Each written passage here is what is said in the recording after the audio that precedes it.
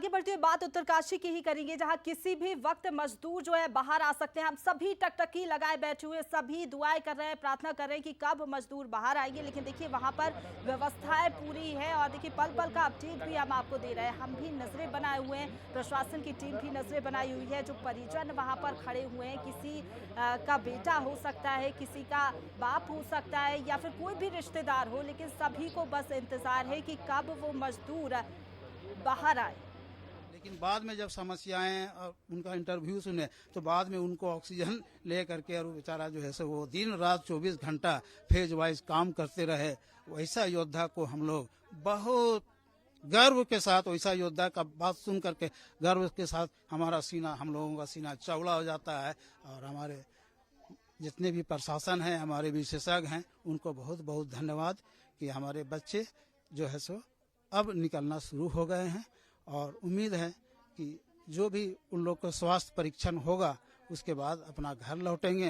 हम लोग भी माने आप लोगों का विशेष रूप से कि आप लोगों ने जो मानवता कायम रखा कि कोई असहाय है जिसका कोई में, लेकिन आप सूचना दे करके बाहर जो पहुंचाए तो वो सूचना दे करके वो मनोवैज्ञानिक दृष्टिकोण से साइकोलॉजिकली वे में ले करके वो जो है सो काम को, हालांकि वो प्रशासन की टीम ने भी यहाँ पर 24 घंटे काम किया। 24x7 जो है प्रशासन की टीम भी लगी हुई और ये भी कहीं ना कहीं उनकी काबिले तारीफ रही कि दिन रात जुटकर उन्होंने काम किया ताकि वो मजदूर जो फंसे हुए हैं वो जल्द से जल्द बाहर आ सकें। और इस पूरे जिस तरीके से ये ऑपरेशन चलाया गया, इसको लेकर सीएम भूपेश बघेल ने क्या कुछ कहा है वो भी आपको सुनवा देते हैं।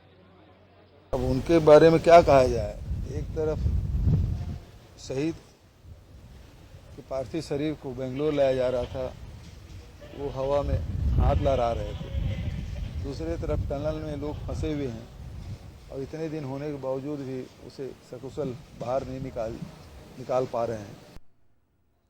तो देखिए सीएम भूपेश बघेल को आपने सुना, हालांकि थोड़ा सा बयान राजनीतिक था, लेकिन अगर कहें तो तमाम कोशिशें तो केंद्र सरकार, राज्य सरकार की ओर से की गई है ताकि वो मजदूर बाहर आ सके। हमने भी देखा और उन परिजनों ने भी देखा जो वहां पर हमेशा खड़े रहे, दिन रात एक उन्होंने भी किया क्योंकि उनकी नजरें तो इसी पर थी कि कब उनके परिजन बाहर आए। लेकिन चलिए अब आपको 4 तस्वीरें जरा दिखा देते हैं इस पूरे ऑपरेशन से जुड़ी हुई।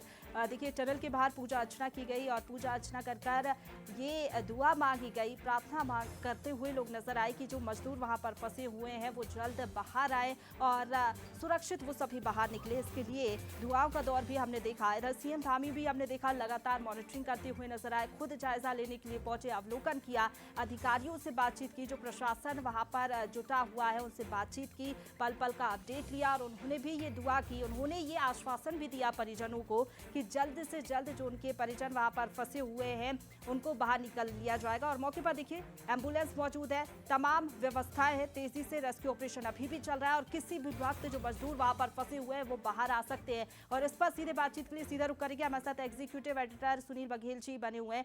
सर, अगर हम देखें, एक तरफ हम मजदूरों की बात कर रहे थे कि उनकी उम्मीदें जो रही बाकी काबिले तारीफ रही, दूसरी तरफ प्रशासन की अगर हम बात कर ले, राज्य सरकार की बात कर ले, केंद्र सरकार की बात कर ले, जिस तरीके से रेस्क्यू ऑपरेशन चलाया गया वाकई काबिले तारीफ ये रहा।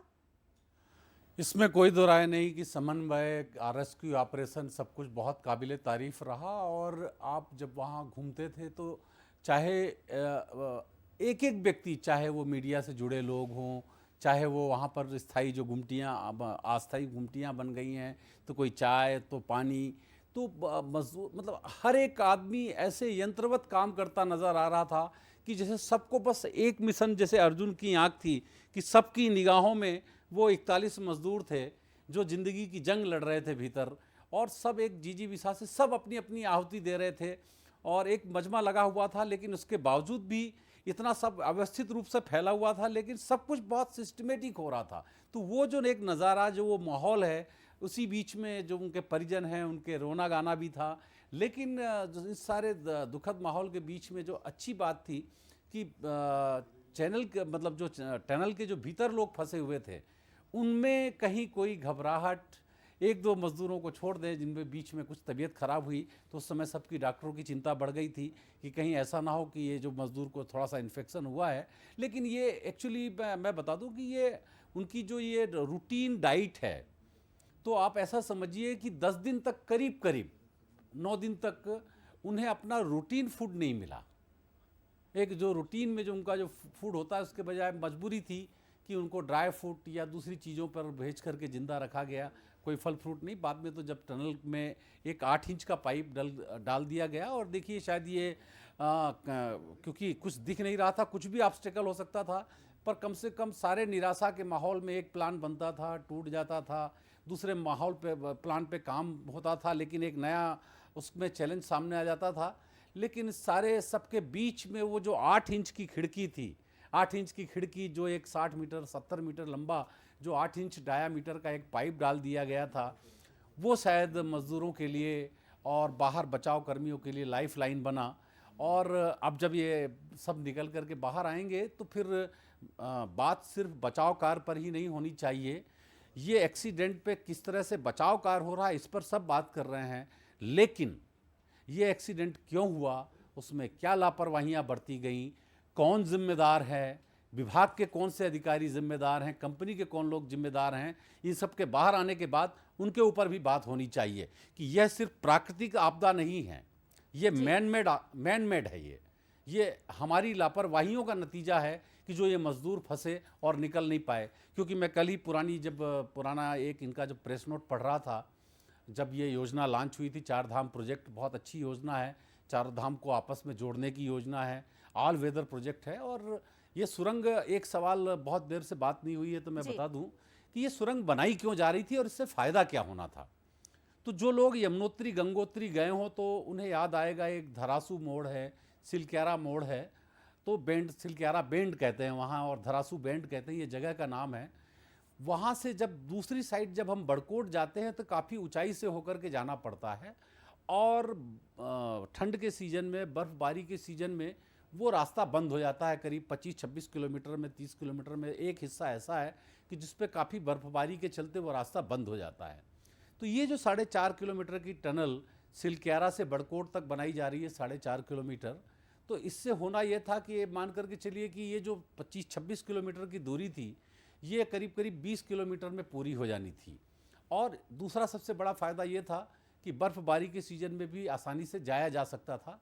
इसलिए इस चार धाम प्रोजेक्ट के तहत करीब 1400 करोड़ रुपए खर्च होने थे। आपने बताया कि सर सुगम यात्रा हो सके, का समय की बचत हो सके, उसके लिए ये जो टनल है बनाई जा रही थी। लेकिन आपने सही कहा कि इस हादसे से सबक लेने की ज़रूरत है, जिसकी लापरवाही है उसको समझने की ज़रूरत है, कार्रवाई की भी ज़रूरत है, ताकि ऐसे हादसे आगे ना हो, आगे ऐसे मजदूर ना फंसें। फिलहाल आपका बहुत शुक्रिया हमारे साथ जुड़ने के लिए और बातचीत के लिए। तो देखिए, बस अब कुछ पलों का इंतजार है और उसके बाद 41 जिंदगियां बाहर होंगी, क्योंकि हम भी टकटकी लगाए बैठे हुए, सभी इंतजार कर रहे हैं। पल पल का अपडेट बंसल न्यूज़ पर आपको देते रहेंगे। इसी के साथ बुलेटिन में फिलहाल इतना ही। खबरों का सिलसिला लगातार जारी है, देखते रहिए बंसल न्यूज़। नमस्कार।